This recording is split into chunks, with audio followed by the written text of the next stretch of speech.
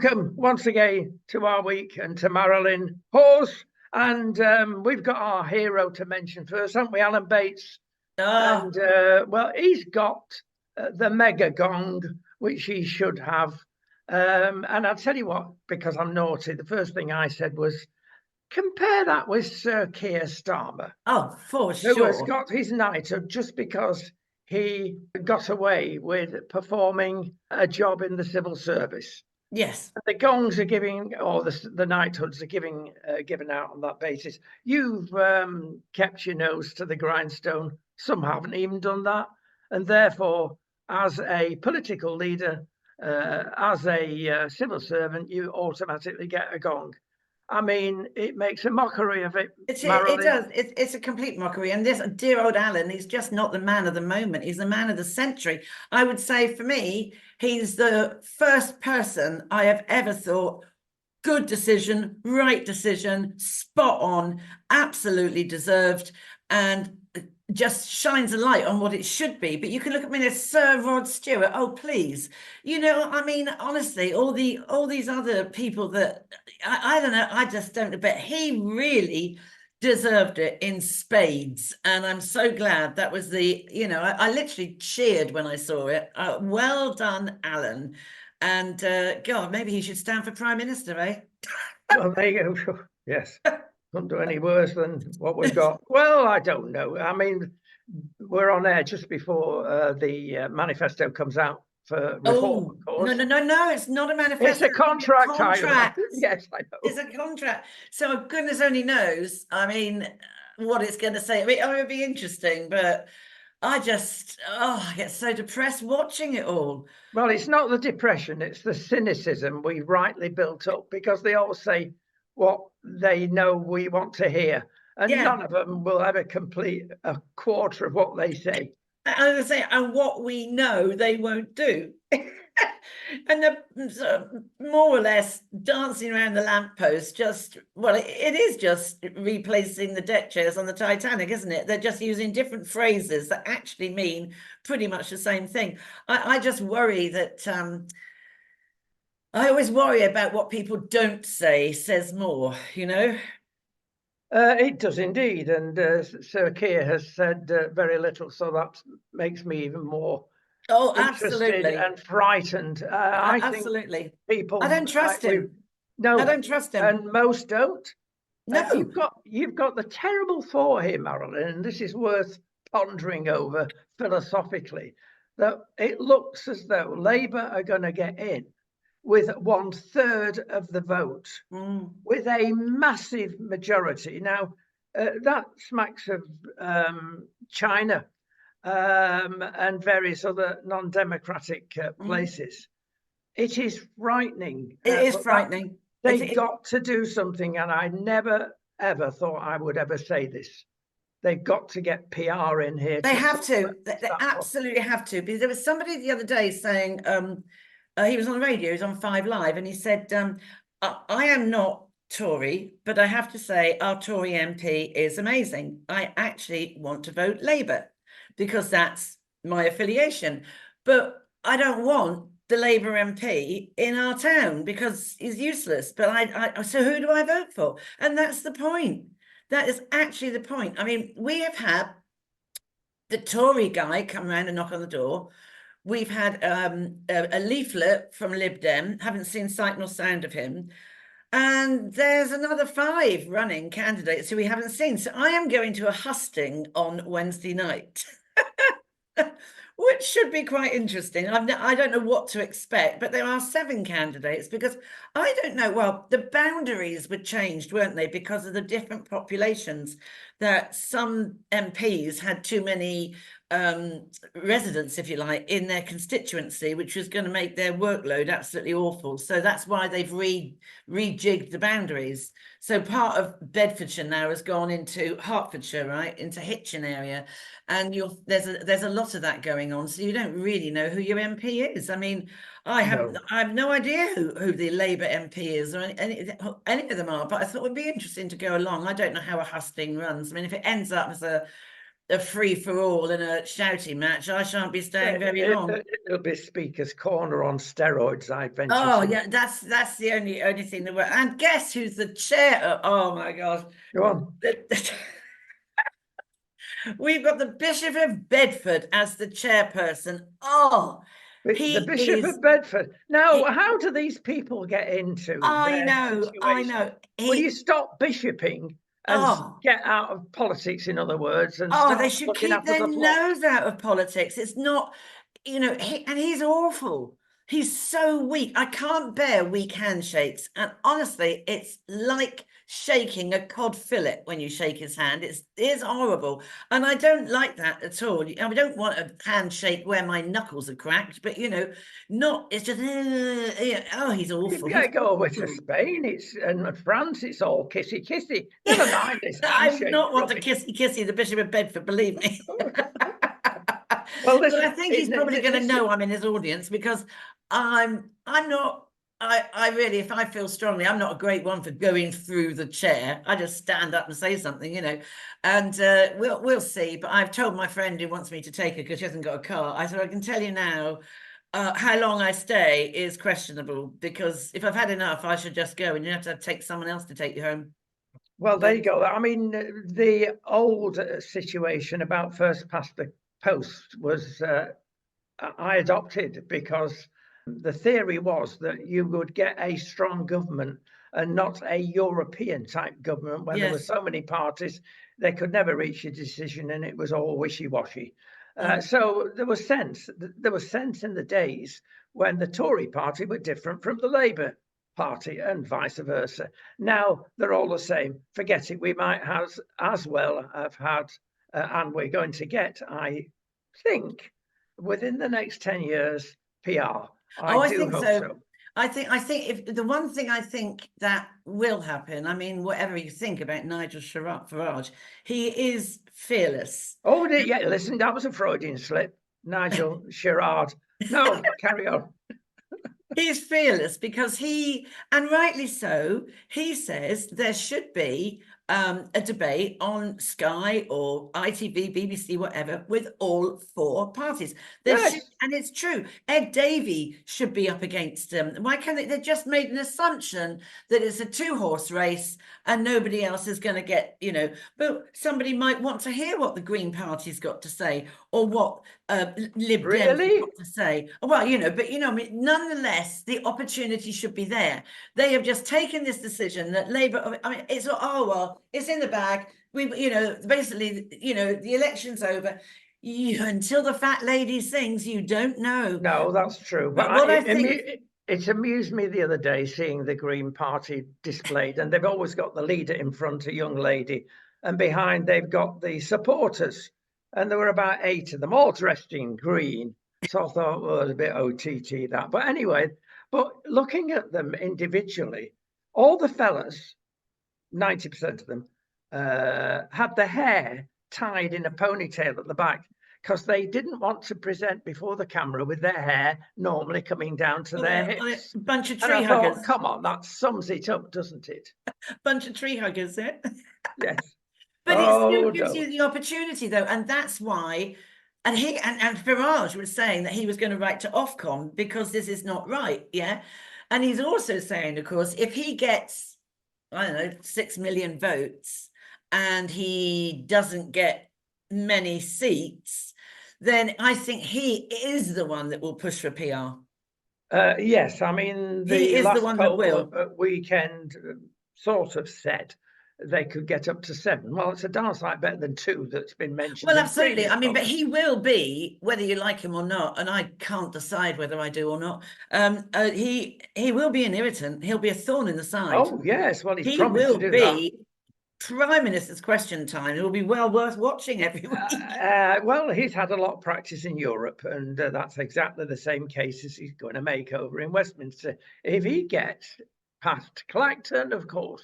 Yes, yeah. I mean, it's interesting, but my fear is, power corrupts, and absolute power absolutely corrupts, and I mean, I am frightened about what's going to happen. I really am. I really am. Right, we're going to move on to some more good news. This is a unusual episode. Wells Fargo, you're not going to like me now because I'm always banging on about people working from home. It don't work. The truth never comes out, but it is now. And it comes out from America. Wells Fargo, a very famous bank in America, been going a few years, obviously, with a name like that.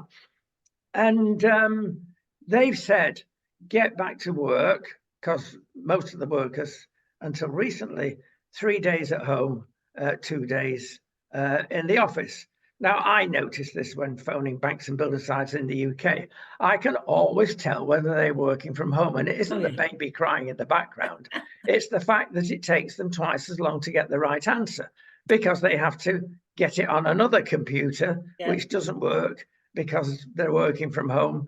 They can't look at their boss sat in the next desk and say, "Hey, up, what is this?" And you're on the phone twice as long, and it drives you around the bend. Well, Wells Fargo, I said, get back to work, or else, and other banks in the States. And so their unions have said, we are working just as hard from home, and perhaps harder than we do wasting our time getting into the office. So it's very tempting excuse. And somebody has discovered that what they're doing is going on eBay and buying a device called a mouse jiggler. Oh, I've always wanted one of those. And what happens, of course, is that the company can actually remotely see if you're using your computer by seeing the movement of your mouse. I did see that. I saw that. Well, you can go on eBay and for about $20 get this mouse jiggler that every now and again jiggles. Oh, she's working, he's working, whatever. And of course, they've caught this out and they said, right, you're all off unless you get back to work.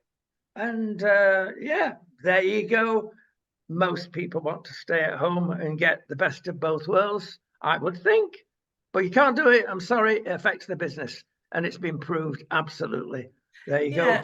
I think it's my eldest son. Well, I've got two sons that are actuaries, and the eldest one, he goes in 2 or 3 times a week. But he said the trouble is, he finds, because he's doing all these spreadsheets, I mean, it's such an exciting life, isn't it? You've got to be a special person to be an actuary. You have such a wonderful, exciting life. It's almost sterile in the offices because you can't really. I mean, I'm the sort of person that goes into an office or a school in the morning and goes, "Morning, how are you? Is the coffee on? Morning." You ring my son up at his office and he goes, "Hello, hello," and I go, "Are you all right? You lost your voice." Like, shh, shh. What's going on? He went, "We're all concentrating on our spreadsheets, Mum. Big sums." I went, He finds that, I mean, to be fair to him, I am really taking the what's it out of him, but to be fair to him, if he's, he says, if you're doing a big, he does the pension things for big companies, and he said there's sometimes, someone interrupts you, your phone rings, and I find I can absolutely focus on the spreadsheets at home, and there's no one interrupting me. And I can get it done, quicker and without those interruptions. So I'm like, yeah, I suppose I get that. But the vast majority, you're much better mentally. You're better at work. Your mental health is better. Get up, go out. Even if you had to wait for the tube or whatever, it's what we always did before. Go back to work. It's it's no good just staying at home. It's not the same. It's not the same mentally. But be fair, not everybody can, because if you are a social worker now, they all work from home. And I would have thought that's the one profession you actually need to have the support of a team around you. You do. All those offices and chairs and desks have been dispatched. So if you wanted to, you can't. Crazy, absolute crazy. It's vital that, and in other jobs as well. Moving on, we've mentioned, haven't we, about Farage not being allowed principally by the BBC. Again, this is all the war of the elites. Again, it's back to the same elite problem, isn't it? It is, and it's sanitized. They don't want the people that are going to rock the boat. GB News, he's been on there. I mean, they don't want everything is so scrutinized, and it becomes painfully obvious the games they're playing. You can't hide away from it. It's so obvious.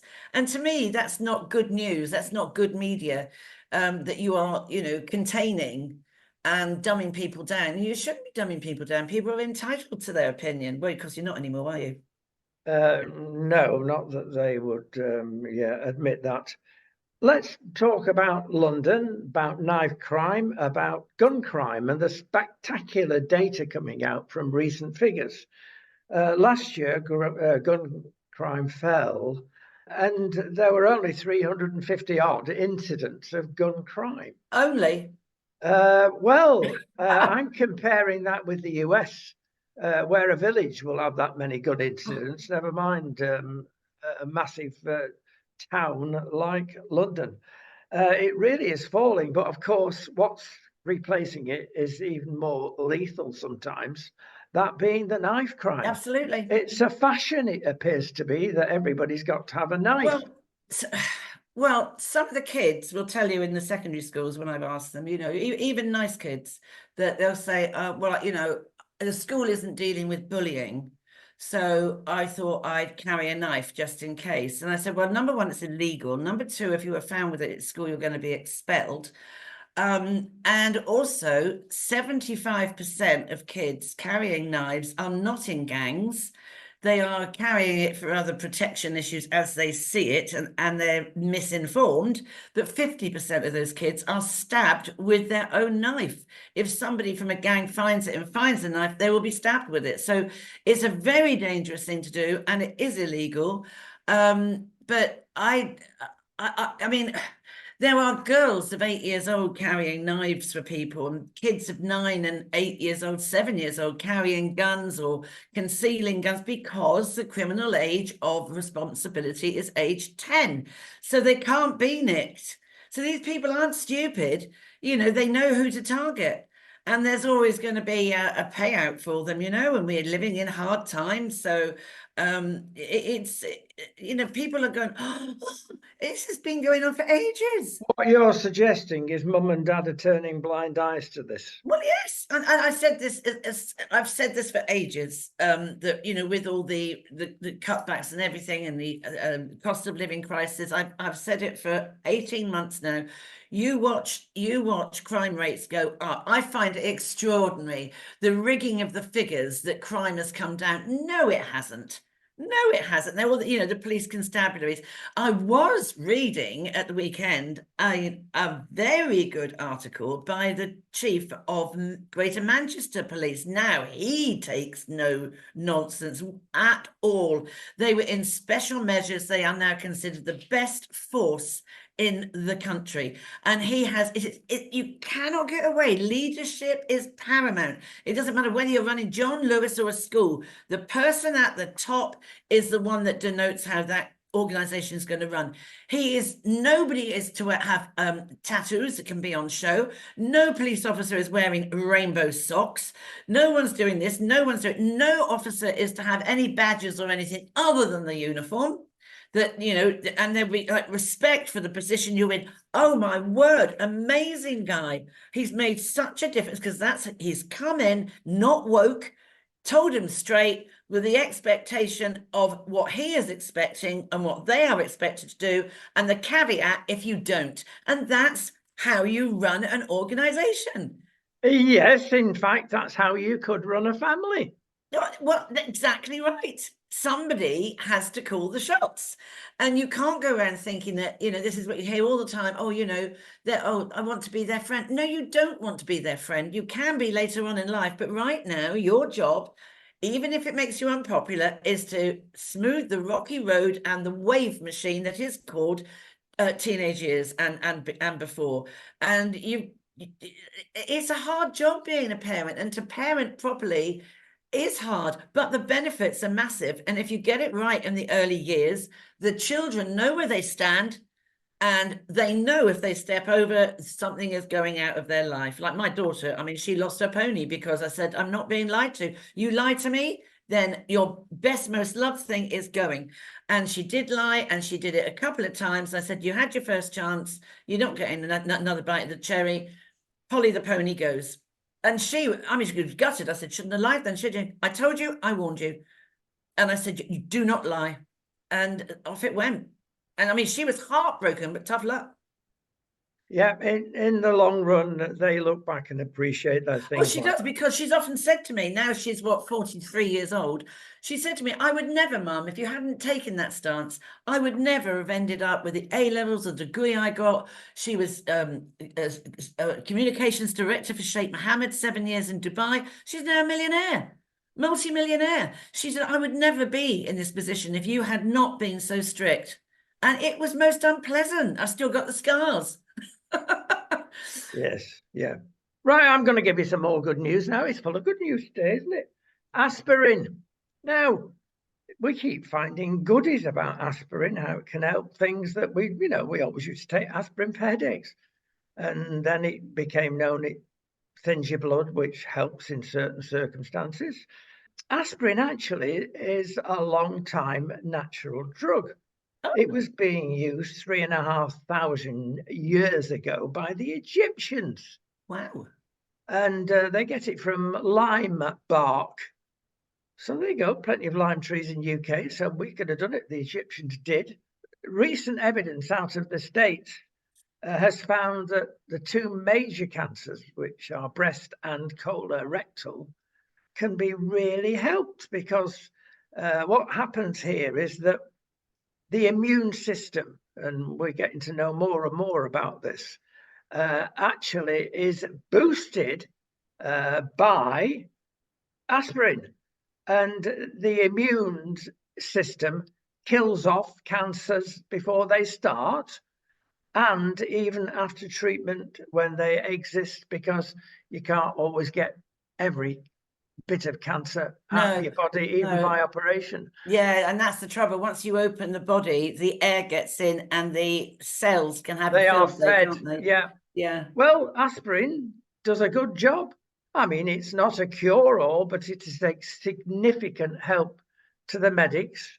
And, when you look at and I can't remember the full name of it, acetate or something, the chemical composition is quite simple but complex at the same time, but it does work. But beware before you start filling yourself with aspirin.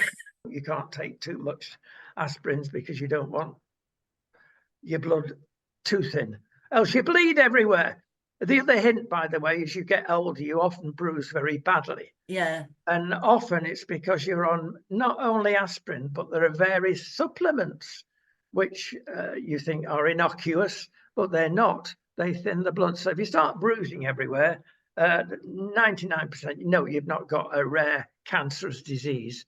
It's just that your blood is a bit thinner. Go and see your doctor. Well, my GP many, many years ago, when my children were tiny, he used to say you should always have a packet of aspirin by the bed, and 2 or 3 of them popped out of their pill packet in case you have a heart attack. He said the rate of survival and the decrease in damage to the heart is significant if you can get aspirin down your throat ASAP. And that's interesting, that. Yeah. And he said, I have 2 or 3 already popped out, just ready, just in case. And I thought, well, that's, I mean, you've now reminded me that I don't do that. And I mean, it's funny, isn't it? Because everybody's into paracetamol now and Panadol, and you don't think about aspirin anymore. No, there are certain drawbacks we've mentioned with aspirin. That's why Panadol and their type have come along. But don't forget, you've got some bad news for your liver and kidneys if you're taking for long-term rheumatic conditions. You can understand people popping tablets because it's awful being in pain the whole time. Oh, yeah, it's terrible. But there's always a payback, it seems. There is, and you have to drink lots of water. Here we go again. Back to the water. She's drunk on water. Well, there's worse things. You can actually get drunk on water, actually, and it can get very dangerous. I find wine more attractive. Yeah, I know. Everybody knows. No. Right, but listen, we're going to go on to a nice subject, potentially, but which is causing problems, holiday places.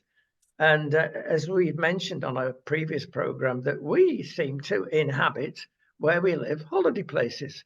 Both England, Wales, Spain, Portugal, they're all holiday places. It's just happened that we live in holiday places, and when the season comes to an end, we sigh and say, thank goodness they've gone back and we can have our holiday place back and it's so nice. But I tell you what, it's a double-edged sword and people are taking advantage of it. And they're saying, we don't want you. Well, I'll tell you what, Wales isn't half suffering because of that. They're charging up to 4 times extra on your council tax. What idiots for a second home. Yeah. There are alternatives. One does feel for the local community when house prices go up, but there are remedies. There are social housing remedies that the council, if it had half of a brain, would put into motion.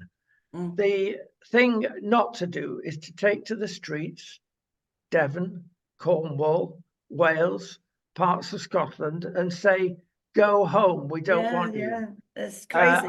I mean, we have businesses and we are feeling this particularly in Wales.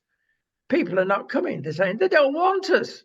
We've had enough problems with Wales. We're going somewhere else, and you can't blame them. And our takings are very much less than they should be in Wales. So is it Mallorca or is it southern Spain where people have been I was going on up to and say down the beaches getting rid of people?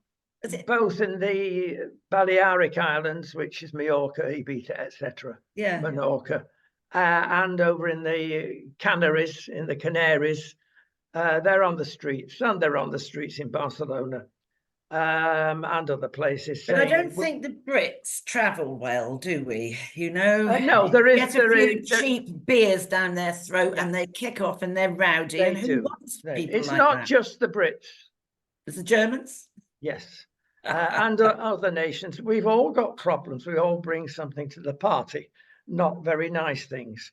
But Brits, of course, with their mooning and their boozing, yes, it's not very tasteful. But I mean, do you know? You must know. I mean, I don't know whether people listening know. Clovelly. You know, Clovelly up on the North Devon coast. It is extraordinarily stunning, and it was owned by this one woman. I was watching it on.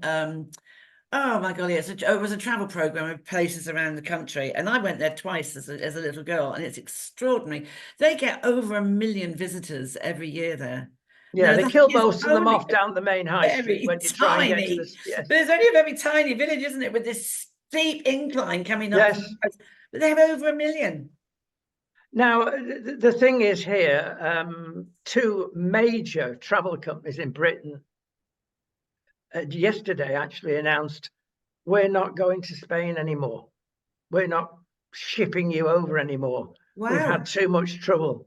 Now, that's the kickback. I'm sorry, Spain, you're going to feel it if you carry it on this way. Oh, absolutely. And again, it's up to the government to get some reality in this situation. Absolutely. You can do something about the genuine complaints of the locals.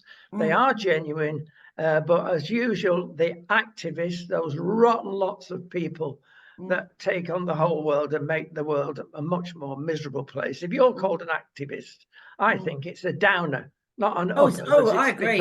If you're an activist, that has a sort of a feeling of aggression about it. But I think if you're a campaigner is different. You are trying to bring people with you rather than just sort of shout them down and be generally obnoxious.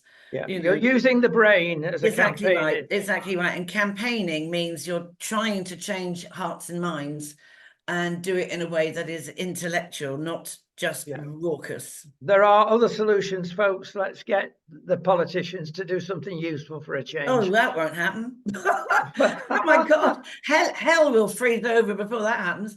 Well, I do hope you're wrong, but there you go. I've got a feeling you may be right. Now, the other thing we have to cover is a bit unusual, actually. It's come to light that 1/4 of the housing stock in the United Kingdom has been built before 1919. Now, there is a lot of significance in this because building regs have changed dramatically over the years, especially in recent years. Now they put up paper buildings. I'm exaggerating, but at least they're thermally insulated beautifully. They won't last as long, of course, but they cost a lot less to run. That's the way we've gone. That's okay. Fits in with this ridiculous, and we'll come on to that no doubt later, net zero, either in this program or another one. It can't happen, but we'll leave it at that for the moment. But what is the essence of the building before 1919? Well, we used to use old building techniques.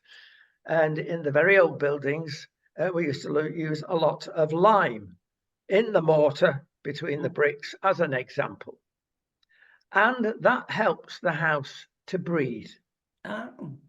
Now, when we come along since the 1960s and 70s saying you've got to have stuff put in your walls to form another barrier to make it warm inside, or you've got to have that type of damp course, etc. And then you've got to lag your pipes and the roof. It sounds all very good. But if you've got a house, and this has not been thought through, and many people are now suffering before 1919 because of the building construction types, you're going to get sweat in your rooms because of the difference between the outside and the inside temperature. Now, if you've got, as an example, the lime mortar, it can escape. But if you now put modern foam, it can't. And it will cause horrendous dampness and unhealthy conditions. It is actually healthy to have gaps with older buildings in your windows. Now, it's going to cost you a bit more to heat. But I tell you what, it could cost you your health values infinitely more than that if you just say, oh, I'll insulate this, I'll do that. Because a lot of the companies just want to sell you stuff without actually going into the technicalities. Well, you can't insulate our house where we are because it was built in 1900. So it's now 124 years old. And is that right? Is that yeah, that's right, isn't it? Yeah, that's right, yeah. Were you there at the time? Did I see that? I feel like I was. And, the windows, even the double glazing, they took off all the rotten ones and they put this double glazing in. But even that, you can feel a draft coming through sometimes. But it's not healthy to live in a sealed unit. It's not healthy. I mean, it really isn't healthy. If you've got, as you say, all that insulation, we can't have. We've got no cavity walls here, so we can't have that stuff that you squirt in because you haven't got the cavity. But it's okay. It's not. We don't sit here and freeze. It is a bit drafty sometimes, the front door, doesn't fit properly. It's still the original door. It's really quaint. It's got still the original door with the original stained glass with the number embellished in it, and the original stained glass on the front door. And I know that the door doesn't fit properly, but it's original. And I don't want a bit of PVC stuff that you can stick in a hole, Well, there you go. I'm being educated this morning. I wasn't aware how uneducated I am, really. I mean, I've been listening to people in the south of England having drafts and baths and things like that. I mean, we have drafts up north. Drafts and baths. As well. And we don't have glass, of course. We have glass. But we put a draft excluder there. Much better, yes. I put an R in everywhere, but there we go. That's again for another time. Listen, on a more serious note, things sort of hit you sometimes as a delayed reaction, but there are two mega events that have happened at the same time. One, of course, is the sub-postmasters, which is, if you analyse it, it brings disgrace on a nation. Oh, terrible. What, terrible. And I'm thinking, what other nation has had a thing like that? I'm sure there are somewhere else, but to get the other thing coming at the same time, like the cover-up of the blood by the sacred National Health Service. I don't know another country that's had a thing like those two double. No, I agree with you. I was just going to say that. Don't forget the infected blood scandal as well. That stayed under the radar for a long time, hasn't it? Nicely sort of. What's the matter with us, Marilyn? Are we a special nation in this sense? A special nation with stupidity, yeah. A special nation with not wanting to sort anything out. A special nation with no real leader that says enough. Well, it's the active cover-up that that's the point. It's exactly active right. cover-up. People in the know not doing anything. It's the same with Jimmy Savile and the BBC. It's all part of, as a nation, Are we so hypocritical, defensive? What are we afraid of? Well, I think these people should be done for corporate manslaughter, because that's the people that covered up, where people have died from the infected blood and had just dreadful lives. Even if they haven't died, they've been heavily impacted by it. But also the people that have died and have got ill, and the stress of the being a postmistress or postmaster that's caused them dementia and God knows what else. This is a corporate, well, if you haven't died, it's not corporate manslaughter, but it's corporate something that's created all these problems. And there's like people at the top breathe a different oxygen, don't they? Do they think they're never going to be found out? Don't they have a conscience? Do you know, are they all Well, no, psychopaths? they mustn't have a conscience. No, but they're not allowed a conscience, are they? But you do wonder, because a psychopath isn't just someone who goes around murdering people. I mean, plenty of CEOs and chairmen in the business world who are also psychopaths. They cannot be challenged. They won't be challenged. It's all about them and what they're going to do and their mightiness, if you like. I don't get it. There seems to be no moral compass, and that's worrying. Well, let's cheer people up, because we also have the best people on this earth. We've mentioned one of them, Alan Bates, Oh, amazing man. and there are many, many more like him.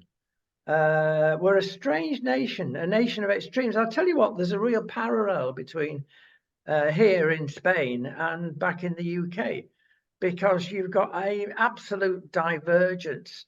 We've discovered this. We got a lot of Romanian friends, mainly in Spain, and that is a divided nation between the goodies and the baddies, like Yeah. you would not believe.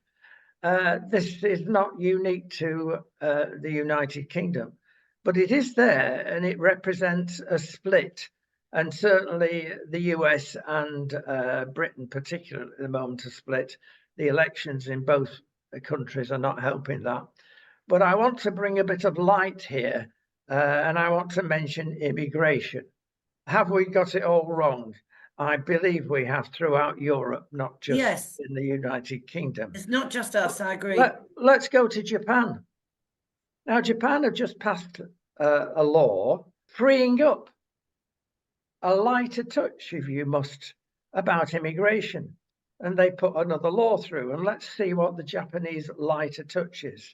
It says, yes, you can come in the country with permission. So that makes them a bit unique. But if you're here as an official resident, if you don't pay your taxes, not by mistake, but by culpability, then you're off. You're on the next boat out.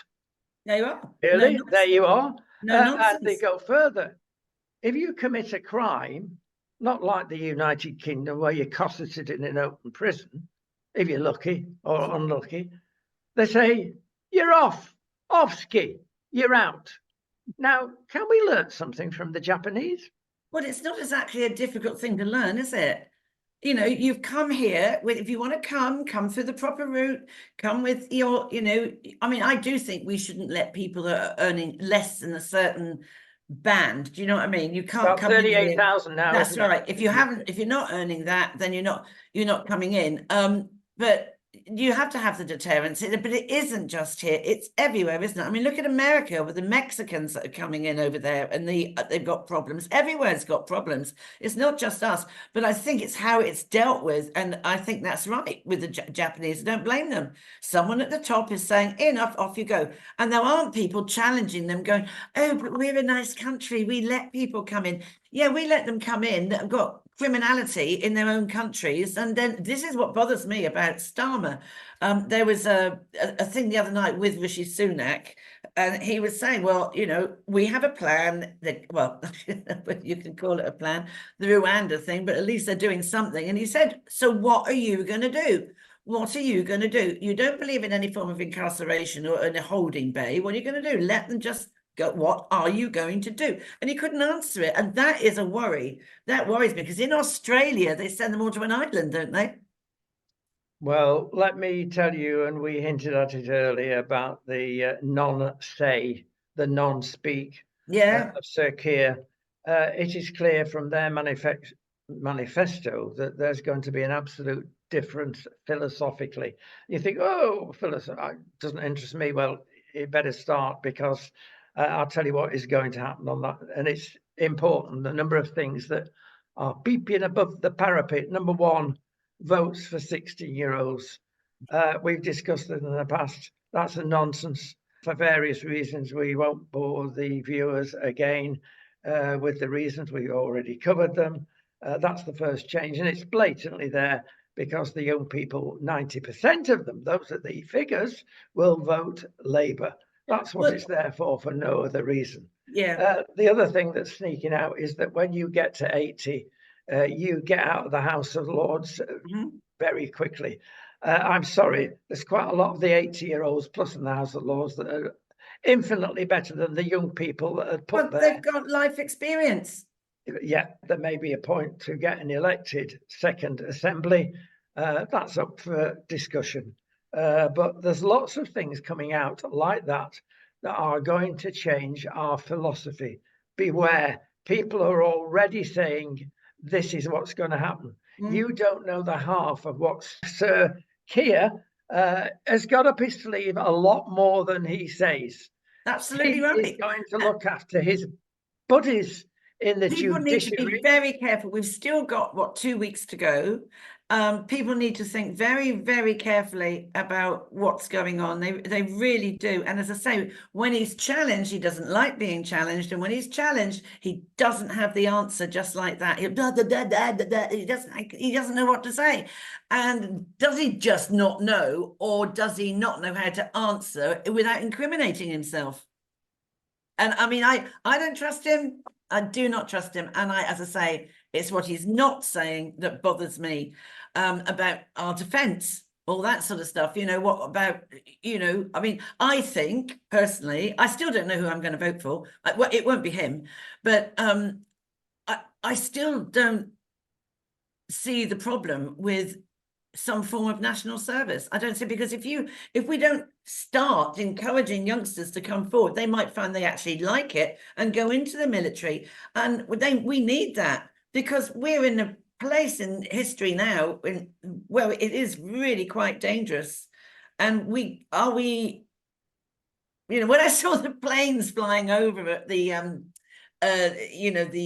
Trooping of the Colour, I thought, is that our entire fleet? Is that our entire fleet? Yeah, it occurred to me it's getting less and less and less. The boats where we used to live on the Isle of Wight, we got all the Navy coming out there. Yes, that's right. And we noticed the number of minesweepers that are cheap compared with destroyers, as an example. Yes, it's true. All we used to see was little diddy almost rowing boats.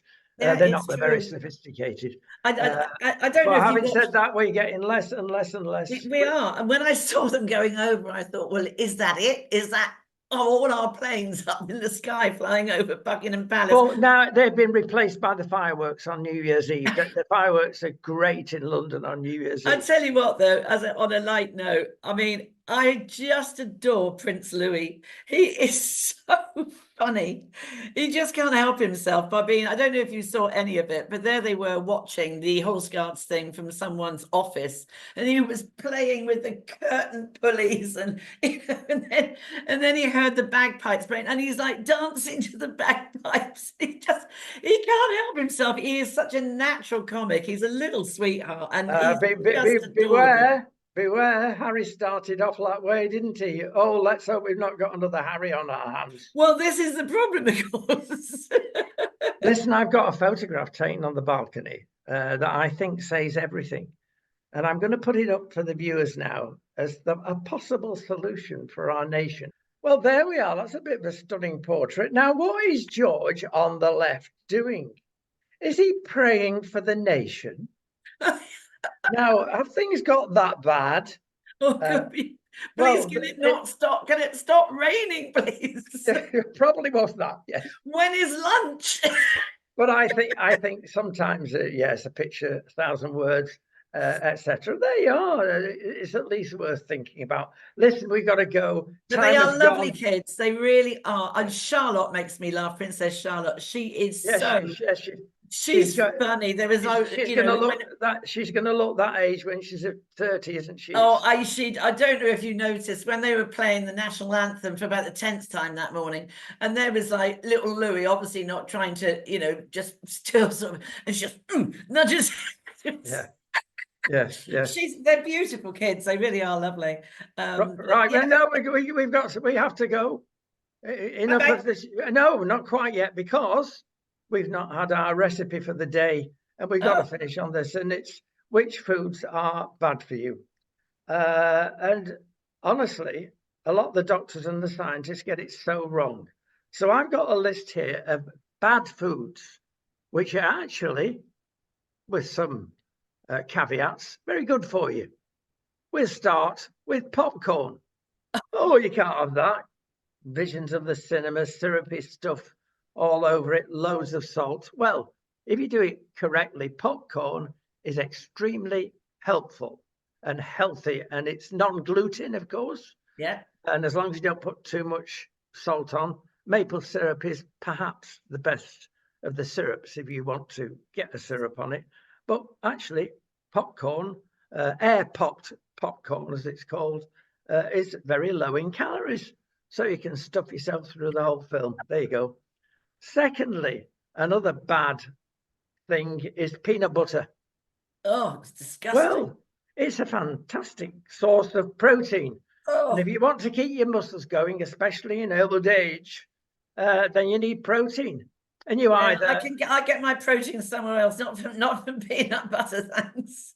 Yes, she'll chew on your leg given half the chance. Disgusting. I know, but well, listen, a lot of people are putting peanut butter with some awful stuff and finding it really tastes nice. You get a lot of magnesium and vitamin E, so that's not a bad thing. So peanut butter is good for you, surprisingly. Frozen yogurts, have it instead of an ice cream. There's nothing worse, and there's nothing I enjoy more, but I've been banned for 5 years off that, and I really miss ice cream.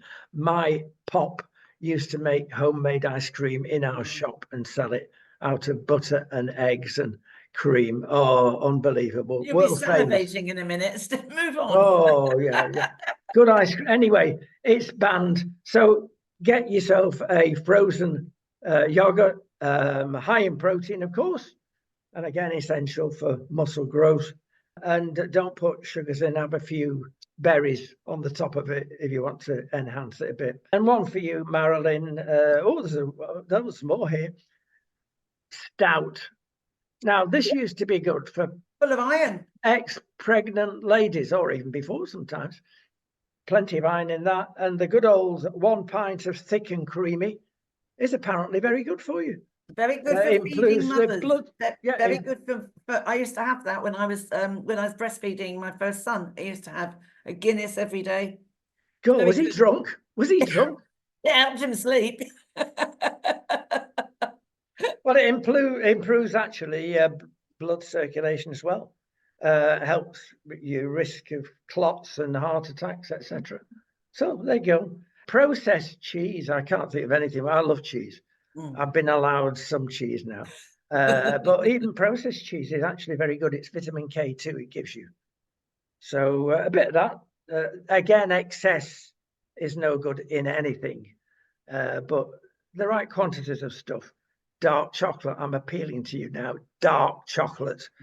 It should be 80% plus, they reckon. You might get away with 72% because it's a bit less dry in the mouth. 100 grams, which is not very much, it's 2 squares a day, will help lower your blood pressure and do all sorts of things and gives you goodies for extending your life and reduces inflammation. That's the main thing. Baked potato chips, you can actually buy these commercially as opposed to fried. Or I suppose if you can get, and you can in Spain quite easily now, get chips cooked in olive oil, but it depends on how you cook them. They're difficult to cook in olive oil because of the flash point, the heat, the heat, isn't it? That's right. So you can make your own. Air fryers are very useful for that. And don't forget the old air fryer trick of cutting up sweet potatoes into very thin, crispy chips. Sweet potatoes are not potatoes, they're a veg, and they're very good for you. They're And lovely. especially cooked that way, great. Salted nuts, don't put too much salt on them, but nuts are great for vitamins and proteins. They've got everything in there, so especially almonds. And lastly, tortilla chips, which of course are maize. Again, don't be tempted by the salt, but you can do your own tortilla chips, and they're so much nicer than buying them commercially. If you're not got the time, buy them commercially and put a little bit of cheese on them. Then that's nice. And the trouble is with the nuts, though, if you're older and your teeth aren't very strong, it's ever so easy to break a tooth. Yes, you can. Well, the big thing about tooth breakages, of course, is the West Indian trick, because they chew the bones of the chicken. They think they're wonderful. They are tasty, actually. Oh, But the dentists love West Indians because they're in the surgery every 5 minutes with broken teeth, and especially the older ones, bless them. And the other thing that doesn't do them any good is that they love condensed milk in tea. And you can't think of anything worse than rotting your tooth than chicken and condensed milk. There you go. So if you see a West Indian with no teeth, you know why.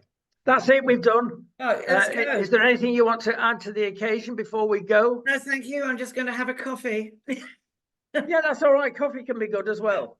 And also, coffee grains are very good for hydrangeas and roses. Oh. They flower magnificently because it turns the soil a little bit acid, and that's what hydrangeas need. And yeah, there you go. A little tip from me. Yes, you will all sleep better after those thoughts for the day. See you next week. Bye-bye.